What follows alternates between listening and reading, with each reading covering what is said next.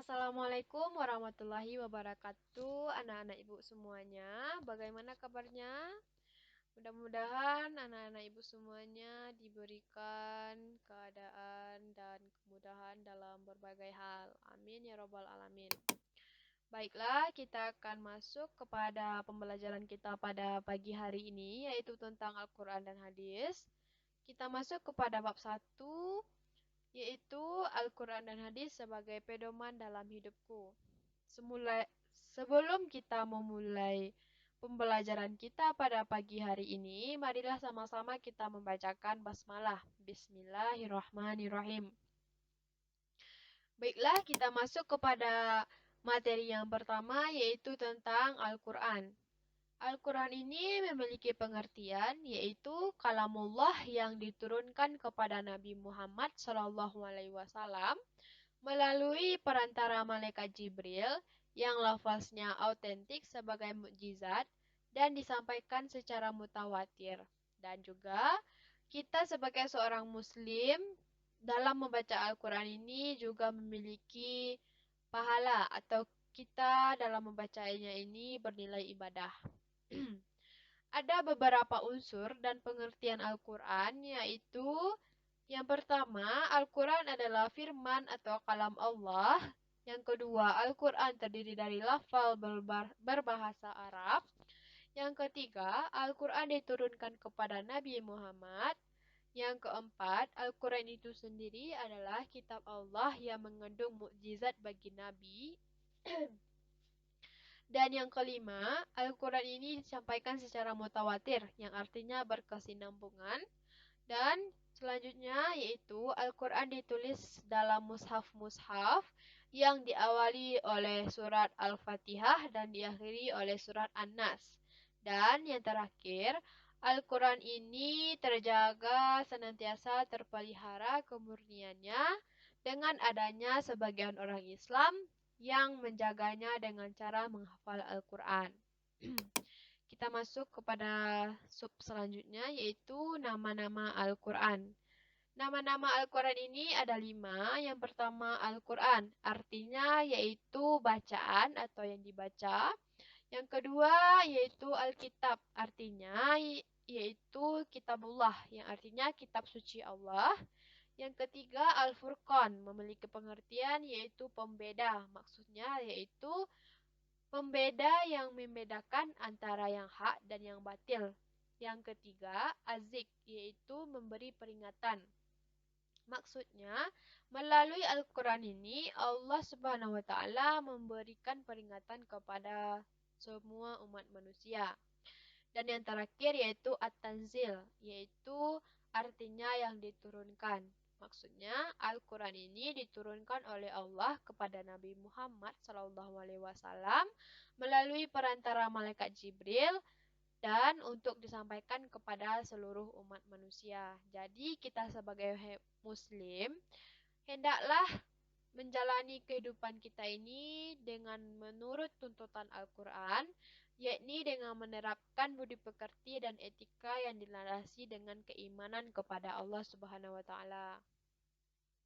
Kita masuk kepada sub selanjutnya, yaitu tentang fungsi-fungsi Al-Quran. Fungsi-fungsi Al-Quran ini ada 4. Yang pertama, sumber ajaran hukum Islam yang utama. Yang kedua, konfirmasi dan informasi terhadap hal-hal yang tidak dapat diketahui oleh akal. Yang ketiga, pengontrol dan pengoreksi terhadap ajaran masa lalu. Yang keempat, petunjuk hidup manusia ke jalan yang benar. Dan kita masuk kepada sub selanjutnya, yaitu tentang hadis. Hadis adalah segala sesuatu yang disandarkan kepada Nabi Muhammad SAW, baik berupa perkataan, perbuatan, takrir, sifat-sifat, keadaan, dan hikmahnya. Baik sebelum Nabi diangkat menjadi rasul dan sesudah Nabi diangkat menjadi rasul. Dalam perkataan itu maksudnya yaitu segala perkataan yang pernah diucapkan oleh Nabi dalam berbagai bidang seperti bidang syariah, bidang akidah, bidang akhlak, bidang pendidikan, dan lain sebagainya.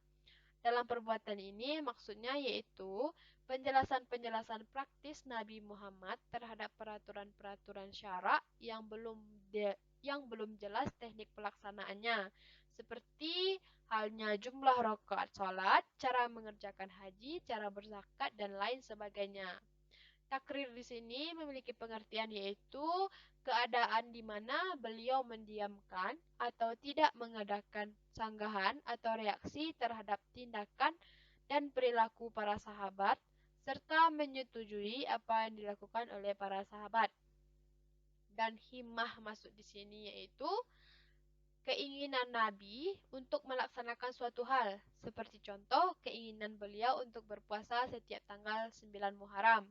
Pada saat itu, Nabi berpuasa pada hari Asyura dan memerintahkan kaum muslimin untuk berpuasa. Mereka, yaitu para sahabat berkata, "Ya Rasulullah, ini adalah hari yang diagungkan oleh Yahudi dan Nasrani." Maka Rasulullah pun menjawab, "Jika tahun depan kita bertemu dengan bulan Muharram, kita akan berpuasa pada hari ke-9." Hadis riwayat Bukhari dan Muslim. Kita masuk kepada materi selanjutnya, yaitu tentang fungsi dari hadis. Fungsi dari hadis ini ada 4. Yang pertama, mengukuhkan hukum yang sudah ada dalam Al-Quran. Dalam hal ini, hadis mengulang perintah atau larangan yang sudah disebutkan di dalam Al-Quran. Yang kedua, memerinci ayat Al-Quran yang mujmal, artinya yaitu banyak ayat atau perintah maupun larangan dalam Al-Quran yang sifatnya masih umum, belum terperinci. Jadi, Al-Quran memerintahkan misalnya cara mengerjakan suatu perbuatan, namun belum ada ayat yang menjelaskan bagaimana cara melaksanakannya. Yang ketiga, menetapkan hukum yang belum terdapat dalam Al-Quran, yaitu dalam hal ini hukum yang belum ada adalah merupakan produk atau hadis yang tidak ditunjukkan oleh Al-Quran. Dan fungsi hadis yang keempat yaitu membatasi keumuman ayat Al-Quran. Maksudnya yaitu banyak perintah di dalam Al-Quran yang mengisyaratkan berlaku secara umum. Misalnya seperti seluruh manusia atau umat manusia, baik laki-laki maupun perempuan, besar maupun kecil, sehat maupun sakit, sedang berpergian maupun di rumah, dan lain sebagainya. Nah, kita sudah siap pada materi kita pada pagi hari ini. Ibu ada kuis sebanyak 3 soal. Mari kita coba bersama-sama, walaupun tidak secara tatap muka. Mari kita coba. Mari kita mulai. Soal yang pertama, Anda juga menjawab ya di rumah. Al-Quran ini diawali dengan surat Al-Fatihah dan diakhiri dengan surat. Soal yang kedua, kita benar. Kita lanjut soal yang kedua. Al-Quran berfungsi sebagai azik yang artinya peringatan.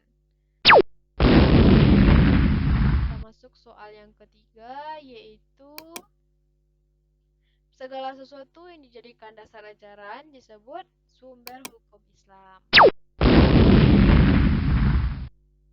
Nah, ada 3 soal.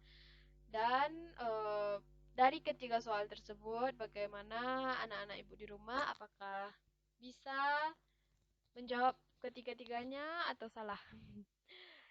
Baik, jika menjawab benar, mari kita beri aplaus. Dan sekian dari materi kita pada pagi hari ini. Terlebih kurang Ibu mohon maaf. Ibu akhiri. Assalamualaikum warahmatullahi wabarakatuh.